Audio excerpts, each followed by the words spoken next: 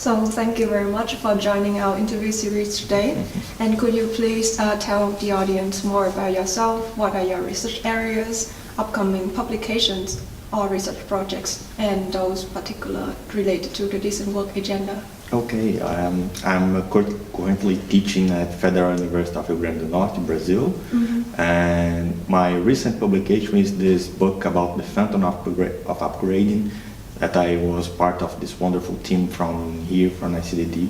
And I was part of the chapter about mango production value chain in Brazil.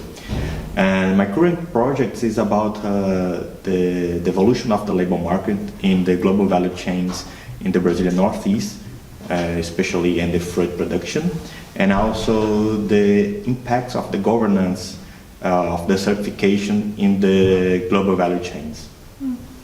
Yeah, so the focus of our interview today is about upgrading in global agro-food value chains. And as you mentioned about your co-authored publication on economic and social upgrading in mango value chains in Brazil, what did you identify as the main opportunities and barriers for economic upgrading for smallholders and farm workers? The main opportunity is that we realized that this value chain presents some kind of economic upgrading, especially because they improve the product, so we have product upgrading, which make the region that produce the mango able to access market with better prices. So this is a positive thing. On the other hand, the access of this market for smallholders is really difficult because they have a lot of barriers, especially to access some public policies to keep them more autonomy in access this market. For example, credit. They don't have credit to improve the production and even to get the minimal aspects to go to this product, which is get certification. Certification creates a lot of transaction costs that you need to contract the certification, monitoring that, and this creates a huge barrier for smallholders who are not organized under cooperatives or something like that. So it's we have this market, but for the smallholders, they still have some problems to access because they are not organized, or even this transaction cost creates these barriers for them. Another crucial dimension of our conversation is social upgrading. What are the findings of your research regarding social upgrading for smallholders and farm workers? There's two different groups. From the farm workers, we realized that since of the beginning of the production in the mango production area in the beginning of the 90s, improvement in the quantity of the formal workers. So this is a positive side because the formal workers in Brazil has a good legislation like minimum wage and the weekly hour, everything on, and social security. However, we realize on our research that still a lot of workers under not formal contracts. And this is something that needs to be improved in the mango production area, mainly working in the medium-sized farms. For smallholders, the main difficulty in social upgrading is the lack of public policies. Public policies for improve the production, like technical assistance, research directly to the smallholders in order to create another products for access some different chains, like organic chains, something like that, which needs a lot of research and technical assistance for the workers that adopt that, and also social policies like income policy, because sometimes the crops have some environment problem, like the droughts or excess rain. So they need to better insurance, crop insurances, and they don't have. And also minimal policies like health policies and education policies. Yeah, so it is argued in the recent literature that economic upgrading does not automatically lead to social upgrading. Yeah. So what are some specific circumstances or conditions under which economic upgrading does or can bring about social upgrading? Yeah, and in my research, one hypothesis that I've been bringing is that the improvement of social upgrade that we had, for example, for the workers, like this increase of the formal labor, it's because we have this governance among different institutions.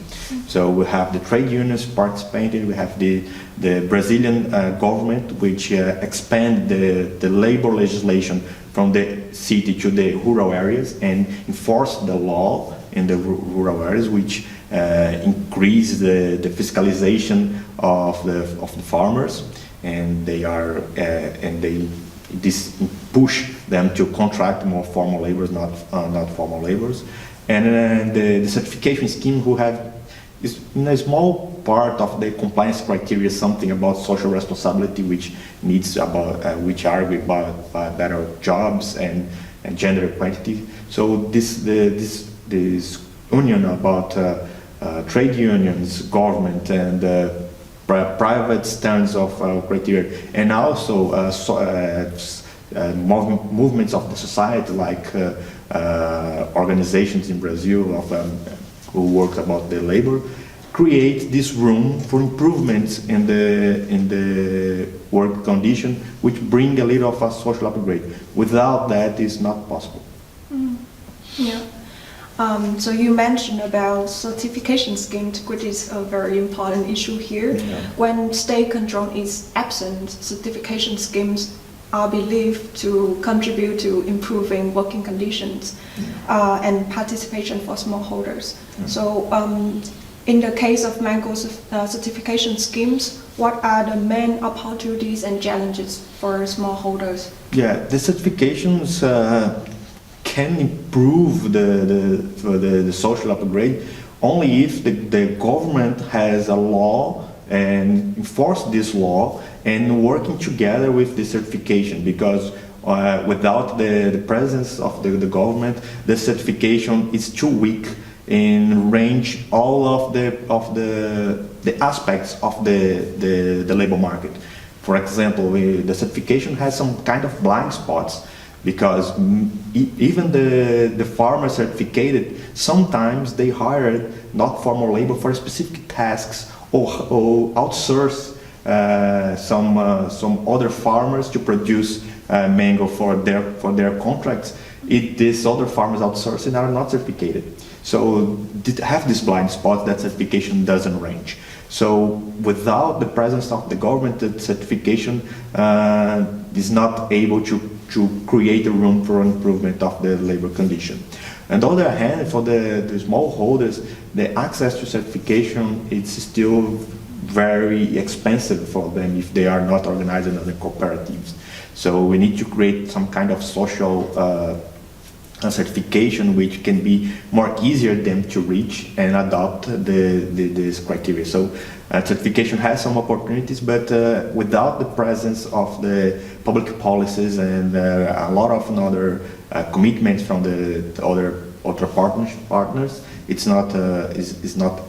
they not able, because the certification are about coordinate all this complex system that involves retailers, supermarkets, and producers from all over the world, and inputs and everything. So they are aware about this complex system. If you don't have this government participation to push for some important points like the improvements of the social responsibility, they are not alone, is not possible to achieve. Yeah. So in this case, what are your policy recommendations to enhance the upgrading capacity for smallholders and farm workers, perhaps in terms of state or collective actions or standards and certifications as well? Yeah. Well, my ideas for this is what I told is this participation construction among government and state with a lot of policies in all over the sides, like social policy, education policy, health policy, and technical assistance policy, in order to improve the condition of the smallholders and engage for a better work condition for the farm workers. And working together with the certification scheme and some other movements of the society. Only with this organization and very strength, the strength of this organization will be possible to improve the conditions. So my idea is the state need to be present in these areas, especially for the vulnerable ones, is the farm workers under not formal contract, and for the smallholders who have difficult to access some mainly basic aspects of the life. Yeah.